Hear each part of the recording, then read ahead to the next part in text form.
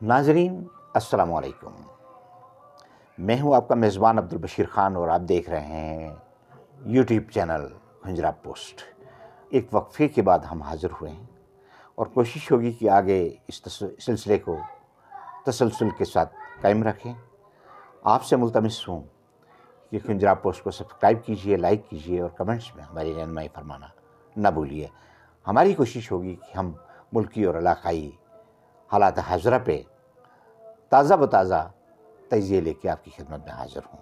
नाज़रीन, पाकिस्तान और भारत के दरमियान मौजूदा कशीदगी के बावजूद किसी बड़ी जंग के इम्कानात ना होने के बराबर हैं।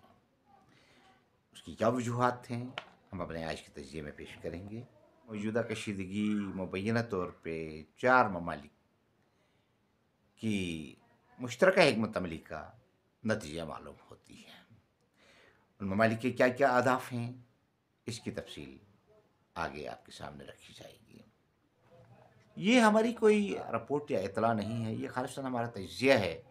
हम समझते हैं कि पाकिस्तान और भारत के दरमियान किसी बड़ी जंग के इम्कानात न होने के बराबर है, इसलिए कि इससे न सिर्फ इस खित्ते में और दुनिया भर में तबाही फैलेगी, बल्कि माशी तौर पे बहुत बड़े नुकसानात का सामना करना पड़ेगा, जिसकी मुतहम्मिल मौजूदा दुनिया नहीं हो सकती। सरदस्त हमें जो चीज़ नज़र आ रही है वो ये है कि ये एक नाटक है जो 4 ममालिक की हुकूमतों ने मिलकर रचा है। जिन 4 ममालिक का हम तज़किरा कर रहे हैं उनके क्या हदफ हैं। इसराइल का हदफ ये है, इस फ़लस्तीनियों पे इसराइल के मज़ालिम की वजह से दुनिया भर में इसराइल के ख़िलाफ़ जो मुज़ाहिरे हो रहे थे, उन्हें ख़त्म करना, उन मुश्तइल जज़्बात को ठंडा करना और दुनिया की तवज्जो मशरिक़ वस्ता से बरसगीर की तरफ माइल करना, ये वो तरजीह इसराइल की है जिसकी वजह से इस खेल का एक बड़ा पार्टनर इसराइल है। इसराइल और हिंदुस्तान के बड़े करीबी ताल्लुकात हैं और स्ट्रेटजिक ताल्लुकात हैं, दिफाई ताल्लुकात हैं, और हिंदुस्तान ने कश्मीर में वही हरबे अपनाने शुरू कर दिए हैं जिन हरबों की बुनियाद पे इसराइल ने फ़लस्तीन पे कब्ज़ा जमाया मरहलेवार। तो ये एक इसराइल का हदफ हुआ। दूसरा मुल्क अमेरिका है। अमेरिका की तारीख ये है, उसने हमेशा दुनिया के वसाइल पे कब्ज़ा करने के लिए जंगों का सहारा लिया है। वो अफ्रीका के मादनी वसाइल हों या मशरिक़ वस्ता का तेल हो, हर जगह अमेरिका ने जबर, बर्बरियत, दोंस, धमकी और दहशत की फ़ज़ा में अपने अहदाफ हासिल किए हैं।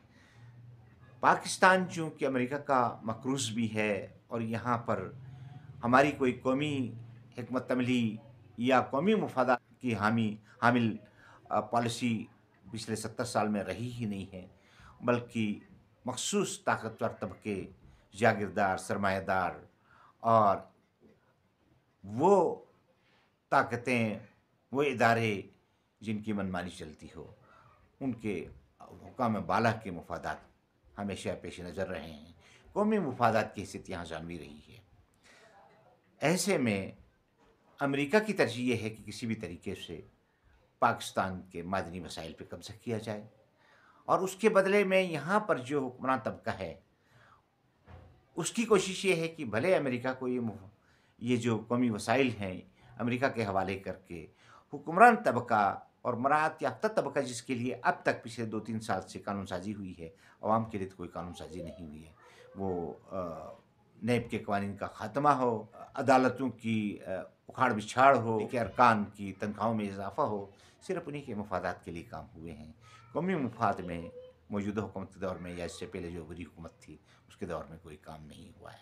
इनका हदफ ये है कि अमेरिका के दबाव को कम करने के लिए अमेरिका के साथ सौदेबाजी करके मौजूदा जो हुक्मरान रजीम है उसके लिए इस्तेहकाम पैदा किया जाए और कौम और रियासती इदारों के दरमियान जो एक तनाव की कैफियत है उसे कम किया जाए।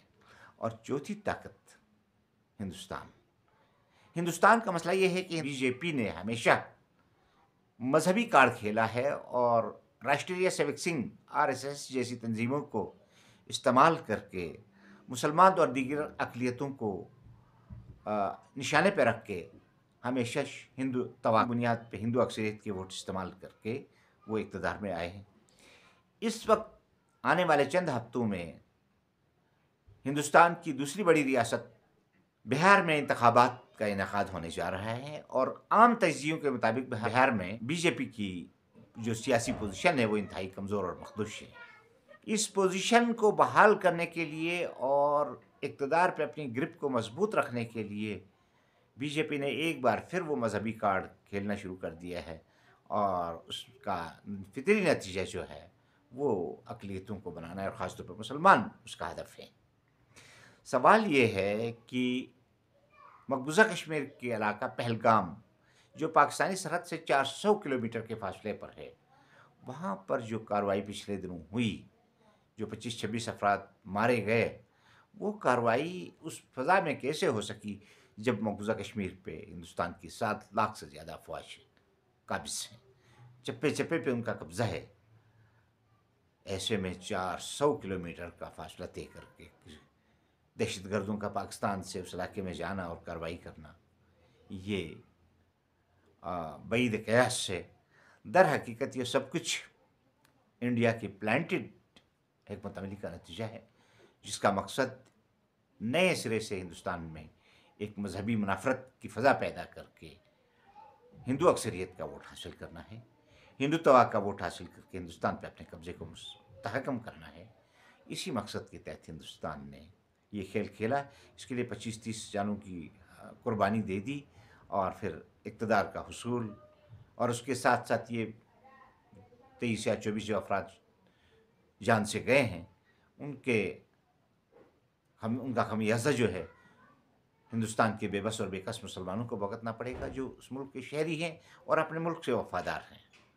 انہوں نے ہندوستان کو نہیں چھوڑا پارٹیشن کے وقت، ان کے آباء و اجداد کی قبریں وہاں ہیں، ان کی وفاداری اپنے ملک کے ساتھ ہے، لیکن برق گرتی ہے تو بیچارے مسلمانوں پہ ہندوستان میں بی جے پی اور اس کی ذیلی مذہب پرست تنظیمیں، راشٹریہ سیوک سنگھ اور اس طرح کی تنظیموں کا ہدف ہی مسلمانوں کو ختم کرنا ہے ہندوستان سے، تو الٹیمیٹلی اس کا نتیجہ مسلمانوں کو کشمیر اور پورے ہندوستان میں بھگتنا پڑے گا۔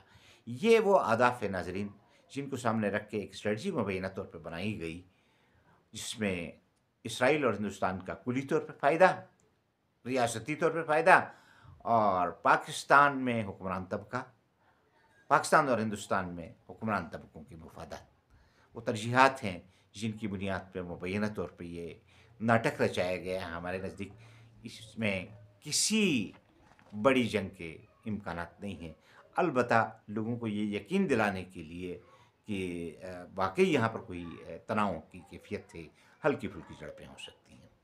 ناظرین، اس وقت جب کہ پاکستان پہ نون لیگ کی حکومت ہے، وہ فارم 47 کی بنیاد پہ ہی ہے، دنیا جانتی ہے اور خود پاکستانی عوام جانتے ہیں، لیکن عجیب بات یہ ہے کہ میاں نواز شریف صاحب، شہباز شریف صاحب اور مریم نواز شریف صاحبہ سمیت پارٹی کی قیادت نے بھارت کے خلاف منہ نہ کھولنے کی قسم کھا رکھی ہے۔ میاں فیملی بھارت کے خلاف کسی قسم کا بیانیہ جاری نہیں کرے گی۔